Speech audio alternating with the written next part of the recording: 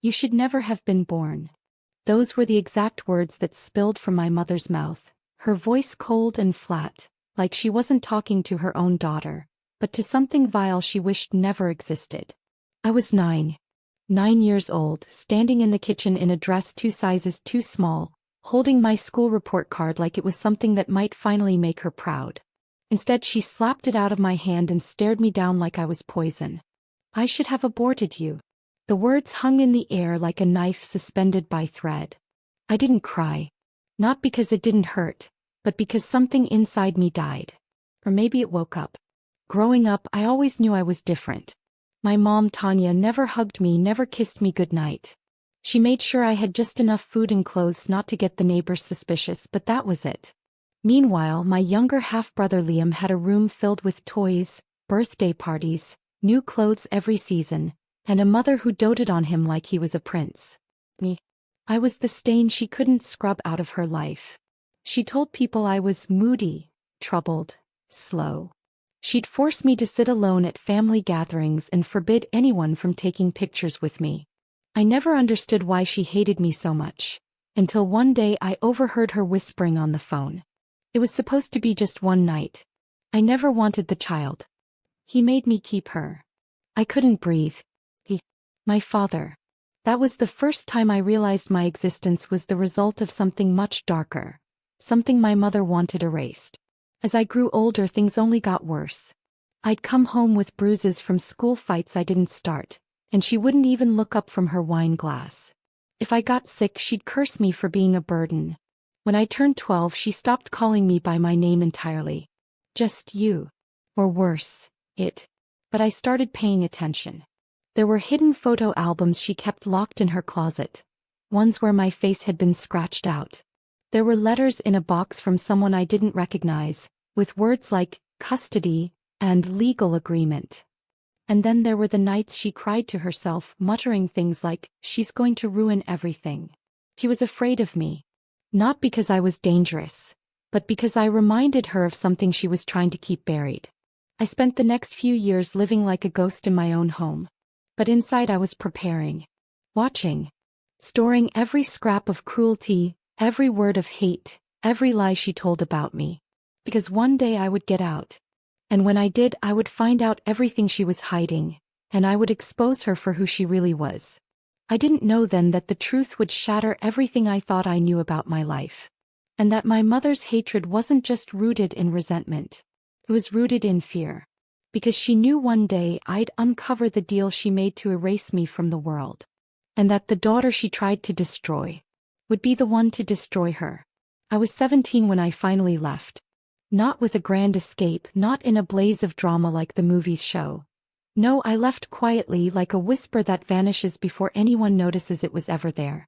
I got a scholarship to a community college 2 towns away. My mother barely looked up from the television when I told her.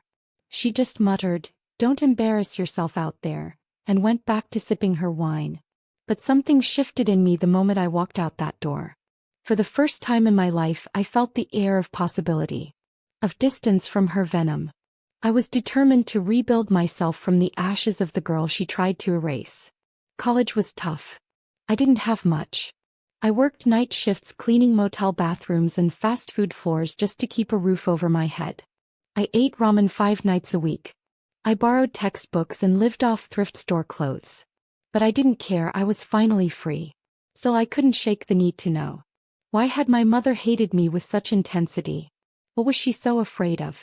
Why had she buried my identity under years of cruelty? It started with a single box.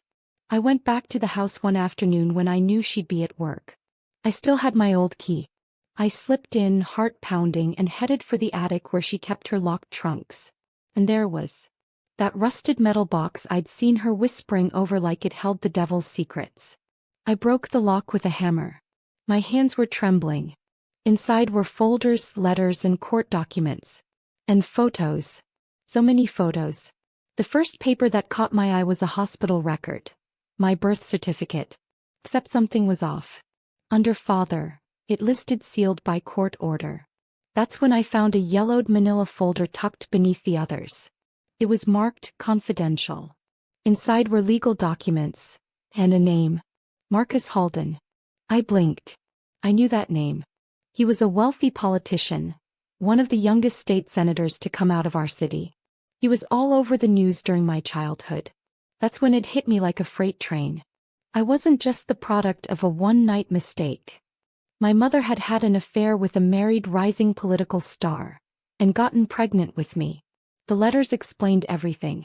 Marcus had paid her off, millions of dollars in exchange for silence. No claims of paternity. No contact. No public exposure. She had signed a legal agreement to raise me under her own name and never tell a soul who my father was. But here's where the betrayal turned venomous. She hadn't intended to raise me at all. In a letter from her lawyer, I saw a line that made my stomach twist. Per the agreement, termination is preferable. If not, alternative arrangements such as adoption or institutional placement must be finalized before the child's first birthday. She was supposed to give me away. She had tried. But for some reason, maybe fear, maybe greed, she kept me. And hated me for every second of it. Because every time she looked at me, she saw the man who ruined her. The scandal she had to bury. The life she could never claim publicly. I couldn't breathe. The room felt like it was shrinking. My whole life I thought I was the problem. That I was unlovable, broken, unworthy. But now I saw the truth. I was a secret. A liability. A walking threat to the fantasy life my mother had built on silence and shame. And she didn't just try to erase me emotionally. She had legally erased my identity, my right to know my father and my future. That night I sat outside our old house until the sun came up. Not crying. Calculating. Because now I understood what I needed to do. I wasn't just going to reclaim my life. I was going to reclaim everything she took from me. And it would start by confronting the man who paid to make me disappear. I never imagined the first time I'd stand face to face with my father, it would be from the shadows, hiding behind a row of marble columns at a charity gala. He was taller than I remembered from the news clips. Silver streaked through his black hair now, and his voice carried a deep, commanding confidence that drew people in like gravity. Senator Marcus Halden. My biological father. The man who had paid to make sure I never existed. I had studied his life for months. His speeches, his interviews, his carefully curated family image. A doting wife. 2 perfect kids. A dog named Justice, for God's sake. Everything about him screamed integrity. Public service. But I knew the truth behind the mask. He was the reason I'd spent nights sleeping on the floor, crying into my sweatshirt to muffle the sound. He was the reason my mother treated me like filth. And yet part of me, some stubborn, hopeful shard, still wanted him to see me. To acknowledge me. Even if it was just once. I waited until the event was over, watching him shake hands and smile for photos. Then I stepped into his path.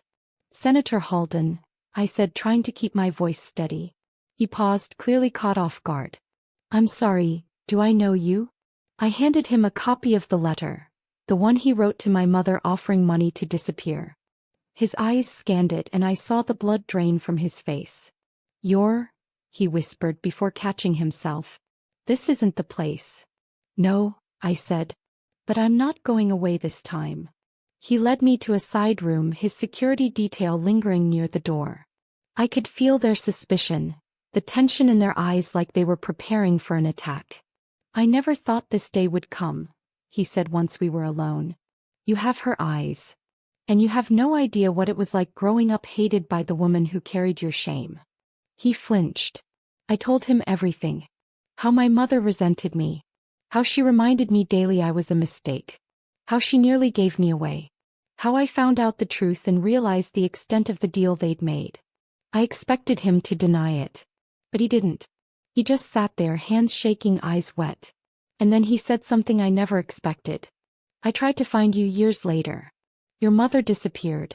Changed numbers. Took the money and vanished. I blinked. You tried. I was young. Arrogant. I made the worst mistake of my life, thinking I could make it go away with money.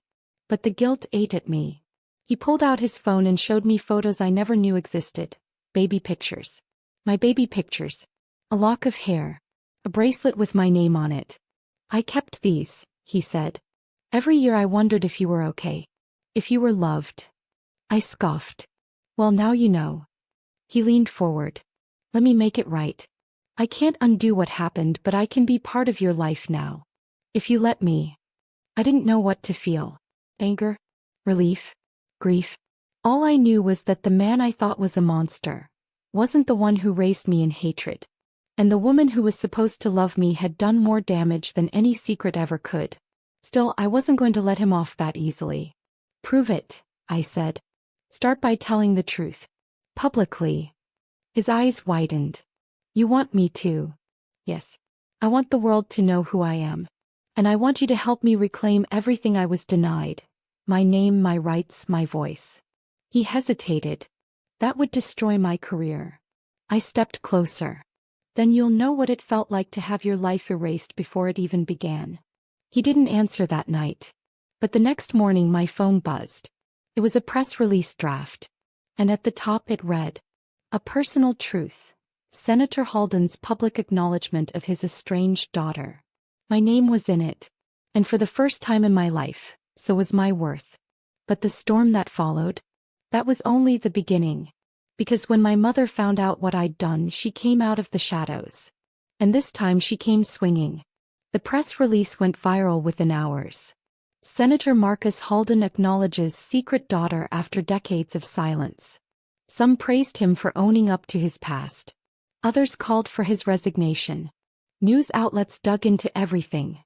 My name, my childhood, my mother's disappearance. And then, he called. Are you happy now? Her voice crackled through the phone, brittle and venomous. It had been 5 years since we last spoke. 5 years since I walked away from her house with nothing but a duffel bag and a shattered heart. You used me, she snapped. You humiliated me in front of the world. No, I replied, calm but shaking. You did that yourself. Then she said it again. I should have aborted you. Except this time I didn't cry. I hit record. I should have been afraid. He had always known how to twist my world, how to guilt, manipulate, gaslight. But I wasn't the same girl anymore. I had a voice now. I had a name. And she wasn't ready for that. Within 2 days of the press release, reporters swarmed her little house in Virginia. Cameras flashing. Microphones shoved in her face. She told lie after lie, painted herself as the misunderstood victim who sacrificed everything. She begged me to give her up, I told one journalist bluntly. She only kept me to punish the man who left her. But my mother didn't just lie to the world, she started lying to herself. She filed a lawsuit claiming I was defaming her. She tried to block my father's public acknowledgement in court, saying I forged documents. And when that didn't work, he went nuclear. An anonymous tipster contacted the media claiming I was mentally unstable.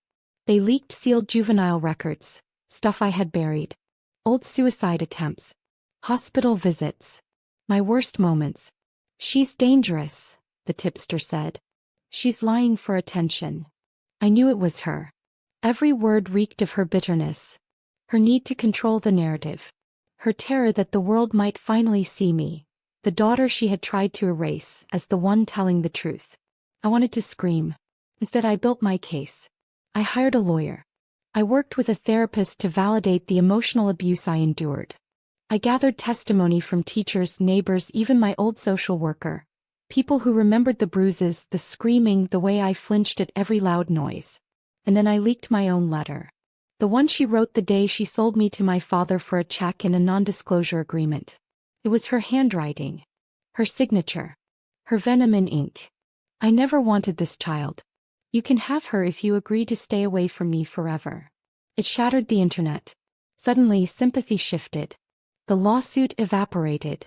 Her lies were exposed. Sponsors dropped her local charity board positions. She was fired from her job. And the kicker? My father, yes, the senator, publicly apologized for his role in it all. On live TV. With me standing beside him. For a moment I felt vindicated. Until the next letter arrived. No return address. No stamp. Just a scribbled note in red ink. You may have won their love, but you'll never get mine. You were a mistake then. You're a mistake now. My hands trembled. But I didn't cry. Because by then I had already begun the next step. Not revenge. Reclamation. The morning after my story broke nationwide, I woke up to over 200 messages, media requests from every outlet imaginable, and a dozen voicemails from unknown numbers. But only one voice made my skin crawl. "You ungrateful little parasite." It was her, my mother. Her tone wasn't trembling. It was furious. "You really think exposing yourself like some stray mutt's going to get you anywhere? You'll never be one of them." I didn't speak. I just let her rant. "You want the truth? I should have aborted you. I wish I had. My life would have been so much better."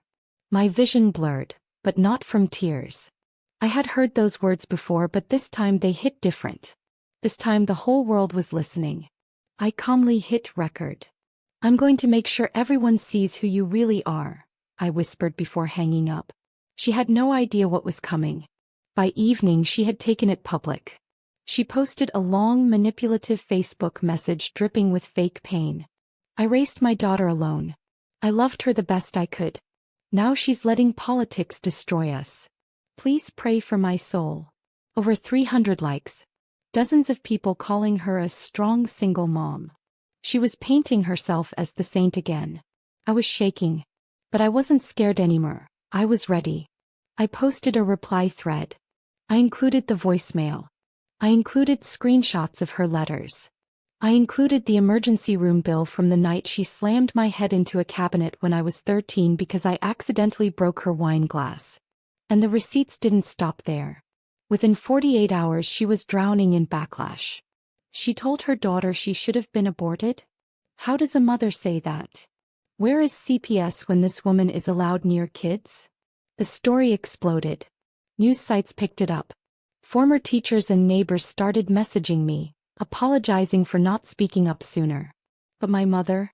She doubled down.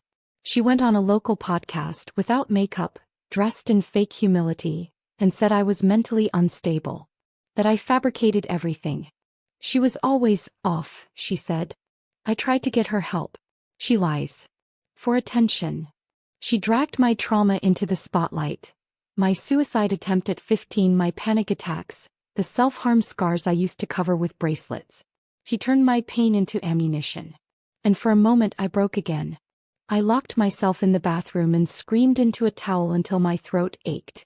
She hadn't just abused me, she had memorized every wound, every weak point, every crack in me, and weaponized it all. But she made one mistake. She forgot I wasn't that frightened, isolated girl anymore. I had her letters. Her emails. The financial documents proving she accepted hush money from my father when I was 6. Even better, I had something she didn't know still existed. The nurse's report from the night I was taken to the ER. Child arrived with bruising consistent with physical assault. Mother uncooperative. Patient states, "Mom says no one will believe me." I posted everything. And I didn't blur a single name. She disappeared after that. Deleted all her social media. Changed her number. The podcast deleted the episode. The women's center she volunteered at cut ties with her. Her landlord told her she had 30 days to vacate the property, due to community pressure. And just when I thought it was over, a letter arrived in my inbox. No subject. No signature. Just 3 lines. "You will regret this. You are poison. You ruined my life, again." I stared at it for a long time. But I didn't shake. I didn't cry. I clicked forward. To my lawyer. That night I stood in front of the mirror and looked at the scars I used to hide. I traced each one, not with shame but with power. She tried to erase me. She tried to bury me. But she forgot one thing. You can't kill what refuses to stay dead. And the truth? The truth was just starting to crawl out of its grave. For a while, the silence after the storm felt like peace. But peace is deceptive when your past still holds secrets, and mine wasn't finished with me yet. It began with a letter.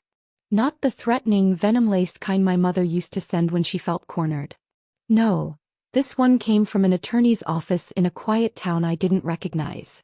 The envelope was heavy. Inside was a copy of a will, and a name I hadn't seen in years. Michael Anderson. My biological father. The man who left before I could form memories of him. The man my mother told me was a deadbeat junkie who wanted nothing to do with us. The man I thought had forgotten I even existed. But he hadn't. The letter explained that Michael had passed away 6 weeks earlier, pancreatic cancer. He died alone but not before leaving behind a legal document and a sealed box labeled with my name. He hadn't forgotten me. He had been searching for me. My hands trembled as I opened the box at the lawyer's office.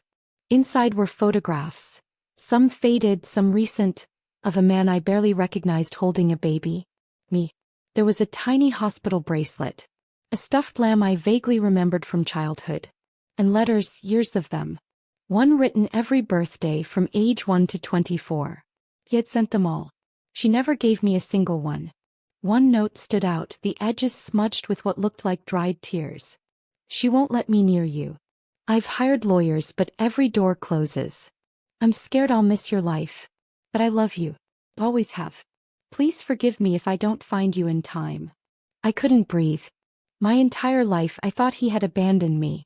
But it was my mother who had erased him. She had blocked his letters, returned his gifts, even filed a false restraining order claiming he had threatened her life, all to keep him out of mine. I collapsed in that office, sobbing into my knees. The attorney gently passed me tissues, but there was no comfort in that moment. Only rage. And mourning, for a man I never got to know. For the birthdays spent believing I was unwanted. For the lie that had defined my identity. It was as if my soul cracked open and all the love I had been denied poured out like a flood. My mother didn't just break me. She stole someone who loved me from the very beginning. But what broke me even more was the final document. A private investigator's report. Michael had hired him 10 years ago to track us down. In it were photos, me at my high school graduation. At the local park. Even walking into my college dorm. He'd been watching from a distance. Not in a creepy way but with reverence. Quiet devotion. He wanted to respect the court orders, not make my life harder. He just wanted to see me live. I was loved. I was missed. I was wanted. And she never let me know. That night I drove back to my childhood home. It was empty now, she had vanished again, but the house was still in my name thanks to the legal fallout of her abuse. I walked into her old bedroom and went to the place she never let me near. The drawer beneath her locked vanity. I broke it open. Inside were dozens of sealed envelopes. My name written in unfamiliar cursive. His handwriting. She kept them. Hid them. Never even destroyed them, just tucked them away like forbidden memories. She didn't want me to know I was ever loved by anyone but her, and even that was a lie. Among the envelopes was one marked, "Read this when you're ready." Inside was the final letter from Michael. I don't know if you'll ever read this, but I hope you do. I hope one day you learn the truth. Not just about me but about her.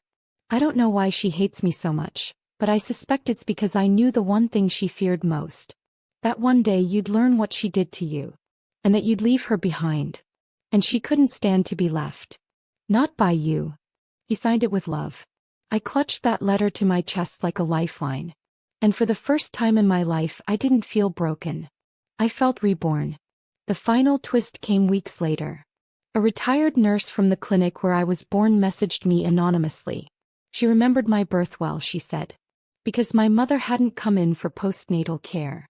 She came in asking for falsified paperwork to name someone else as my father. Michael wasn't the deadbeat. He was the father she tried to erase from every record. She was running from something that still hadn't been uncovered. But I was ready now. To dig deeper. To bring every hidden truth to light. Because I wasn't that voiceless little girl anymore.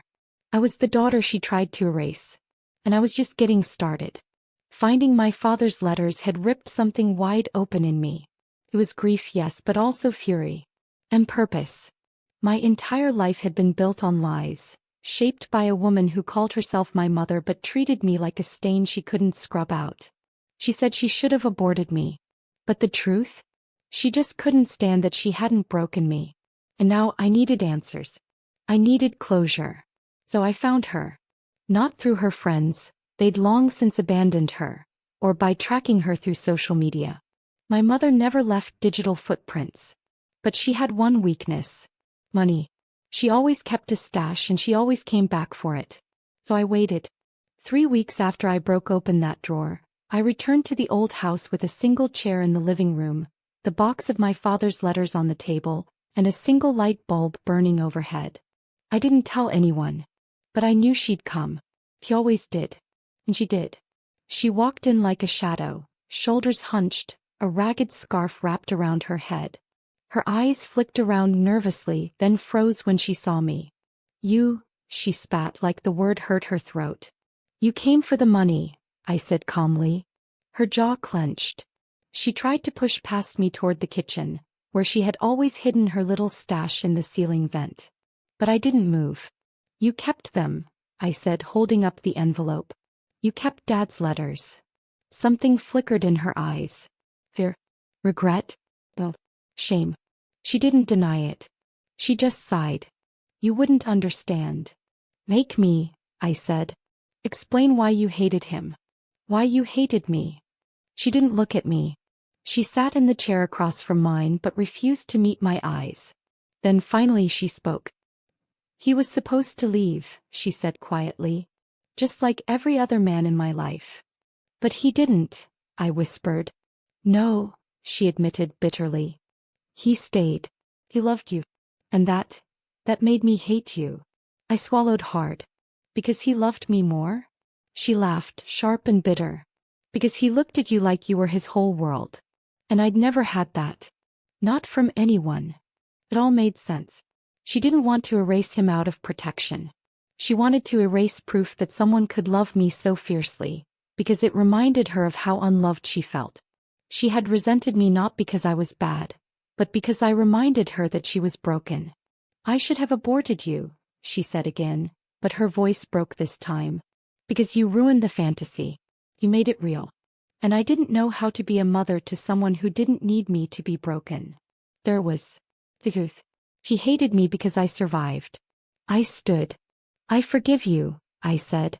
She blinked at me like I had struck her. But you don't deserve it. I dropped the entire box of letters at her feet. Read them. Read every single word of what he left behind. For me. Not for you. For the daughter you tried to erase. I turned to leave. Where will you go? She called out, her voice suddenly small. I looked back. Somewhere you'll never reach me again. That was the last time I saw her. In the months that followed, I reclaimed every part of my story. I legally changed my last name to Anderson. I published my father's letters as a memoir, not for fame but for healing. For every child who'd been told they were unwanted when they were deeply loved by someone. The memoir went viral. People wrote in by the thousands. Some who had been adopted, others who'd lost a parent without knowing the truth. The story opened doors for so many others to speak their truth. And it opened something in me too. For the first time I stopped asking why I wasn't enough for her. And I started living like I was enough for me. Years later, when I had my own daughter, I named her Hope. Because hope is what carried me through when love was stolen. Hope was what whispered to me even in the darkest nights. You are worthy. You're whole. You are not the words they used to hurt you. And today I live in that truth. So to the woman who once looked me in the eye and said, I should have aborted you. I survived your hate. I found the love you tried to bury. And I made peace with the past you couldn't outrun. I hope one day you read those letters and realize. You couldn't erase me. You only made me unforgettable. If this story stirred something in your heart, please take a moment to share it. Someone out there needs to know they are not alone. Drop a comment below, let me know what you think, and don't forget to follow. New stories drop every single day. Stay strong. You are more than what they tried to make you believe.